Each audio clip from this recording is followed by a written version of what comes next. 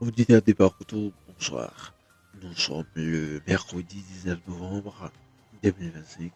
Bienvenue à ce bulletin d'information pour la présentation Jean-Ner Saint-Germain.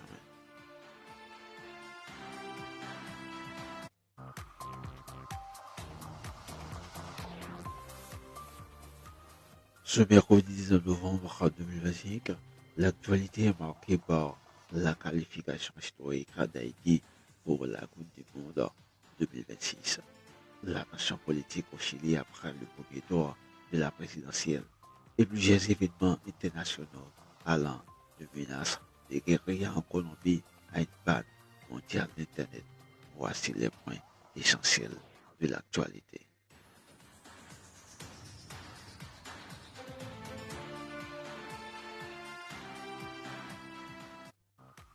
Chili, présidentielle sous tension.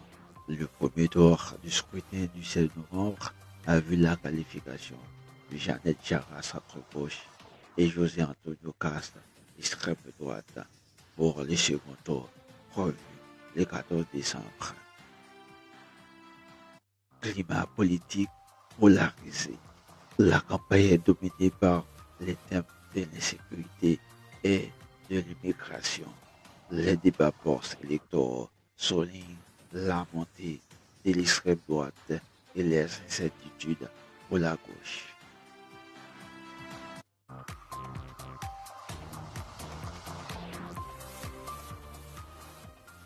États-Unis, Donald Trump a organisé un dîner à la Maison Blanche avec Cristiano Ronaldo et Elon Musk.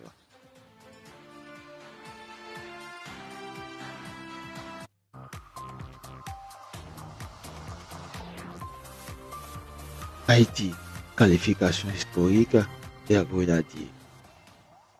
Haïti s'est qualifié pour la Coupe du Monde 2026 après sa victoire 10-0 contre le Nicaragua. 51 ans après sa dernière participation en 1974. L'espoir est survenu le 18 novembre, jour symbolique de la bataille du Vertières.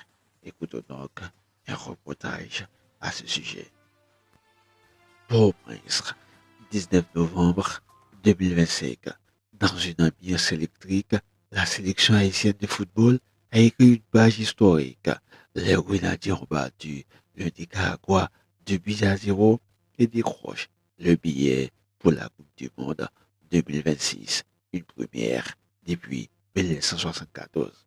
La victoire survenue le jour symbolique de la bataille du Vertières a déclenché une vague de joie à travers le pays. Des milliers de supporters ont envahi les rues, drapeaux en main, célébrant un exploit qui redonne espoir à une nation éprouvée par la crise sécuritaire. Le Premier ministre Alex Didier Fizeme a salué une fierté nationale, tandis que la FIFA et plusieurs pays étrangers ont félicité l'équipe. Mais derrière l'euphorie, la réalité reste dure. Port-au-Prince continue de subir les violences des gangs. Malgré tout, ce succès sportif apparaît comme une lumière dans l'obscurité, un moment d'unité et de fierté pour tout un peuple. Haïti est de retour sur la scène mondiale du football. Jean Adner Saint-Germain pour mon article.